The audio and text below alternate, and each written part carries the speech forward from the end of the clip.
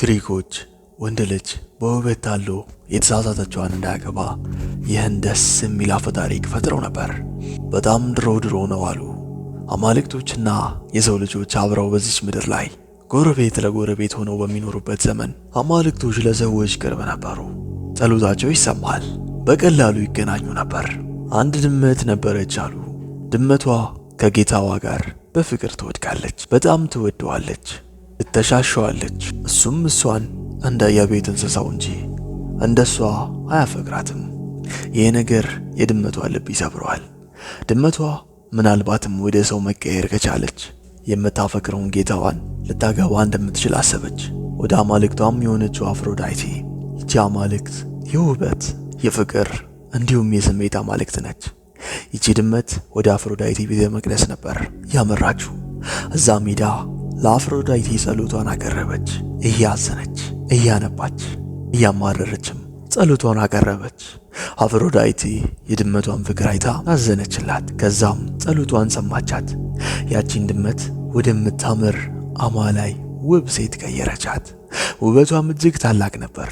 ጌታዋም ተመለከታት፣ ወዲያውም በፍቅር ወደቀ። ሊያገባት ወደደ፣ አገባትም። በሰርጋቸው ምሽትም አማልክቷ አፍሮዳይቲ ወደ መኝታቸው በድብቅ መጣች። ያቺ ከድመትነት ወደ ሰው የቀየረቻት ጋር በድብቅ በመሄድ ልትፈትናት ወሰነች። የእውነት የኔ አስማት ሰርቷል? እቺ ሴት ካሁን በኋላ ድመት አይደለችም ብላ ተጠራጠረች። አይጥ በመልቀቅም ፈተነቻት። ያቺ ከድመት ወደ ሰው የተቀየረችው አማላይ ሴት አይጦቹን ስታይ እንደ ሴቶች መሮጥ ሲገባት፣ እሷ ግን አይጧን በማባረርና በመያዝ የሚያስቀይመውን ነገር ፈጸመች። አይጡን በላችሁ። ባልየው ይህን አስቀያሚ ነገር ተመለከተ። ነገር ግን በጣም ከረፈደ በኋላ አሁን ተጋብተዋል፣ ምንም አያመጣም። የውበት አማልክት የሆነችው አማልክት አፍሮዳይቲ የፈለገ አስማተኛ ብትሆንም የሰውን ባህሪ መቀየር አትችልም። እርግጥ የአፈ ታሪክ ብዙ ነገርን ያስተምረናል። እስኪ ልተርጉምላችሁ ምን ማለት እንደሆነ። እርግጥ ነው ሁላችንም በአንድ አምላክ እናምናለን።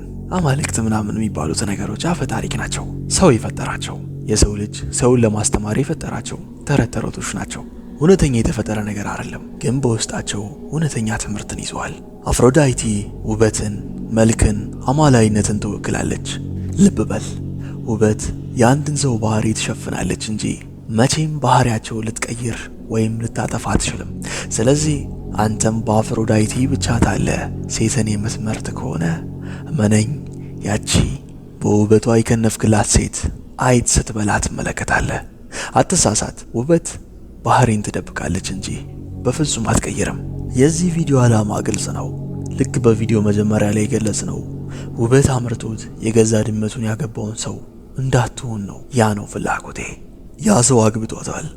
ፍቺ የሚባል ነገር የለም። አይጥ የምትበላውን ቆንጂዬ ሴት አግብቶ እስከ መጨረሻው ይኖራል። አይጥ ስለ አይጥ አላወራውም። ይገባል መቼስ። ውበት ብቻ ያላቸውን ሴቶች አስቀያሚ ነገርን ሲያደርጉ ትመለከታለህ። ለውበታቸው የማይመጥን ነገርን፣ አንተን አንገት የሚያስደፋ ነገርን ሲያደርጉ ትመለከታለህ። እኔም ከዛ ላድን ነው የመጣሁት። አሁን የምጠቅስልህን ሴት በፍጹም እንዳትመርጥ፣ በፍጹም ነግሬሃለሁ። አይጥ ስትበላ ስታይ፣ አይጥ ስትበላ ብትይዛት እኔ ታናሹ እስክንድር ተጠያቂ አይደለሁም። ቻናሉን ሰብስክራይብ እንዲሁም ቶሎ እንዲደርሳችሁ የደውል ምልክቷን ተጫኑ። ሜምበር በመሆን ሱፐሮችን በመላክ አበረታቱኝ እላለሁ። አሁን ወደ ቪዲዮ እናምራ። አንደኛ፣ ሄለን። እንደ ትሮጃኗ ሄለን አይነት ሴት የምታገባ ከሆነ አንተ በግዛት ላይ ጦርነትን ትጠራለህ። በታሪክ የምናውቃት ሄለን እጅግ በጣም ውብ የሆነች ንግሥት ነበረች። ፓሪስም ተመለከታት፣ በፍቅር ወደቀላት። ውበቷ የእሱ እስረኛ አደረጋት። ሰርጓትም ወደ ትሮይ ሄደ። በእሷ መሰረቅ የተናደደው ባሏ ሜኔላየስ ለወንድሙ አግመምኖን በመንገር ሰራዊትን አሰልፎ ወደ ትሮይ አቀና። 10 ዓመታትም ተዋጉ። በስተመጨረሻም ትሮይ ጠፋች። እንደ ሄሌና አይነት ሴት ውበቷ አታለ። ውበቷን ብለህ ብታገባት ጦርነትንና ችግርን ወደ ራስህ ይዘህ የምትመጣው። ግጭት ውስጥ ልከተህ የምትችለው ሴት ጋር ፍቅር አትጀምር። ይገርማል። ትሮይ ስትጠፋ የትሮይ ሰዎች በአደባባይ ሲታረዱ ባሏ ሜኔላየስ ሄለንን አግኝቷት ነበር። ይቅር ብሏትም ተመለሰች። እንደዚህ አይነት ሴት መከራ ታመጣባለች፣ ግን እሷን የሚቀበላት አታጣም። ይህም በጭንቅላት ውስጥ አኖር። ሁለተኛ ሳይረን የሚባሉት ምን አይነት ሴቶች መሰሉ? የሚያምር መልክ ያላቸው፣ የሚያምር ለስለስ ያለ ድምፅ ያላቸው፣ ውበታቸው የሌላን ወንድ የሚጣራ፣ የወንዶችን ትኩረት የሚያገኙ እንዲሁም ትኩረትን ማግኘት በጣም የሚፈልጉ አይነት ሴቶች ናቸው። እንደዚህ አይነት ሴቶችን የምታገባ ከሆነ ያንተ ስራ የሚሆነው እነሱን መቆጣጠር ይሆናል። ሰላም ላይ ጦርነትን ትከፍታለህ። አላማህን ትረሳዋለህ። አላማህ እሷ ትሆንብሃለች። እሷን መቆጣጠር የት ገባሽ የት ወጣሽ ይሆናል ኑሮ። እነዚህ ሴቶች በአሁኑ ሰዓት ላይ የሶሻል ሚዲያ ሴቶች እንላቸዋለን። ሶስተኛ ሜዱሳ በጣም የምታምር ውብ ቆንጂዬ የአቴና አገልጋይ ነበረች። በፖይሳይደን ተደፈረች። አቴናንም አስቆጣች። አቴናም የምታምረዋን ሜዱሳ ወደ አውሬነት ቀየረቻት። በዛ ጊዜ የሚያምረው ውበቷ ያ ውበቷ ስንቱን ወንድ ያፈዘዘውን አሁን ላይ ሜዱሳ አውሬ ሆና የተመለከተችውን ሰው በሙሉ ወደ ድንጋይ ሐውልትነት ትቀይራለች። አንተም ከእንደነዚህ አይነት ሴት ልትረቅ ይገባሃል። ሜዱሳ በበቀል በእልህ በጥላቻ የተነሳ ነው ሰዎች ላይ ያፈጠጠች ወደ ሐውልትነት የምትቀይራቸው። ከሜዱሳ ተጠንቀቅ። ሜዱሳ ስል ፓስት ትራውማ ካለባት፣ ባለፈው ህይወቷ በጣም የተጎዳሽ ከሆነች፣ ያልዳነ ስብራት ካለባት ያቺ ሴት ቂመኛ ነው የምትሆነው። እሷን ከመረጥክ፣ እሷን ካገባ ትመለከታለች፣ ታፈጥባለች። እናም መንፈስህን ሐውልት ታደርገዋለች፣ ድርቅ ታደርገዋለች። ስለዚህ እንደ ሜዱሳ አይነቷን አታግባ፣ እንደ ሜዱሳ አይነቷን አትምረጥ እላለሁ። አራተኛ ሲላ በሲሲሊ ወደብ አቅራቢያ የምትቀመጥ አንድ አውሬ ነበረች። ስሟ ሲሊያ ይባላል። ያቺ አውሬ መንገድ ላይ ተቀምጣ ቀዛፊዎችን፣ ነጋዴዎችን አስፈራራ ነበር። እንዳይተላለፉ ትልቅ መሰናክልን ትሆንባቸዋለች። ለመንገደኞች እንቅፋት ትሆንባቸዋለች። አንተም እንደዚህ አይነት ሴት እንዳታገባ፣ እንዳትመርጥ፣ አጠገብህ እንድትሆንም እንዳትፈቅድ። በመንገድ ላይ የሚቆሙ ትልቅ እንቅፋት ይሆናሉ። ኢነርጂን፣ ጊዜህን እንዲሁም ሀብትህን ኮንሱም ያደርጉታል፣ ያመናምኑታል፣ ይጎዱብሃልም። ለመንገደኞች ሲሊያ የተባለችዋ አውሬ ትልቅ እንቅፋት ነች። እንደዚህ አይነት ሴትን አስወግድ። በመንገድ ላይ እንቅፋት የምትሆንብህን፣ ትኩረትህን የምትበታትንብህን ሴት፣ ጊዜህን የምታባክንብህን ሴት ከህይወት አውጣ። በፍጹም እንዳታገባት። አምስተኛውና የመጨረሻው ላሚያ። የአማልክቶቹ ንጉሥ ዜውስ ከላሚያ ጋር ጣፋጭ የፍቅር ጊዜ ነበረው። ሚስቱም ሄራ ትመለከትና ላሚያ ላይ ትልቅ ቅናት አደረባት። ልታጠፋትም ልትበቀላትም ፈለገች። ከዚዩስ የወለደቻቸውን የሚያማምሩ ልጆቿን በሞት ቀጣቻቸው። እንዲህም ብላ ረገመቻት።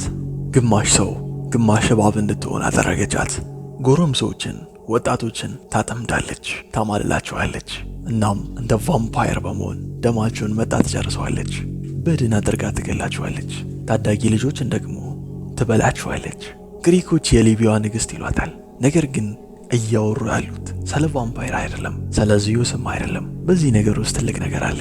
አስተውሉ። ያቺ ሴት ጎረምሶችን ታማላለች፣ ደማቸውን መጣ ትጨርሳለች። እኔና አንተ በሚገባን አማርኛ ስናወራ እንደዚህ አይነት ሴቶች አሉ። ጎረምሶችን የሚወዱ፣ ከጎረምሶች ጋር መሆን የሚፈልጉ፣ ደማቸውን ይመጡታል ማለት ያላቸውን ጊዜ፣ ጉልበት እንዲሁም ሀብታቸውን ምጥጥ ያደርጓቸዋል። መጨረሻ ላይም በድን ሆኖ ይቀራሉ። ቤተሰብ ለመመስረት ስትፈልግና ልጆች መውለድን ስትፈልግ ያቺ ሴት ከዚህ ነገር ዲስትራክት አድርጋለች። ልጆችን ትበላለች፣ ልጆችን ትገላለች። ምን ማለታቸው ነው? ቤተሰብ መመስረት አትፈልግም። መዝለል እና ደምህን መምጠት ብቻ ነው የምትፈልገው። መዝናናት፣ ጠጣት፣ መጨፈር። ቤተሰብ ላይ ስትመጣ ግን እሷ ፍቃደኛ አይደለችም። እንደዚህ አይነት ሴትን ላሚያ እንላታለን። ላሚያን እንዳታገባ፣ ከላሚያ ጋር እንዳትሆን። ምክንያቱም ደምህን መጣ ትጨርሰዋለች። በቁምህ በድህን ነው የምትሆነው፣ በድህን ነው መታረገ። እና ይሄ ቪዲዮ ላይክ አይገባውም ትላላችሁ? በሉ ላይክ አድርጉት። ለቻናሉ አዲስ ከሆናችሁ ሰብስክራይብ አድርጉ። እንዲቀጥል ከፈለጋችሁም ይቀጥል ብላችሁ ኮሜንት ላይ አስቀምጡልኝ። ይህ ሀበሻን ያሰለው ምንጊዜም እውነት እና ምክንያታዊነት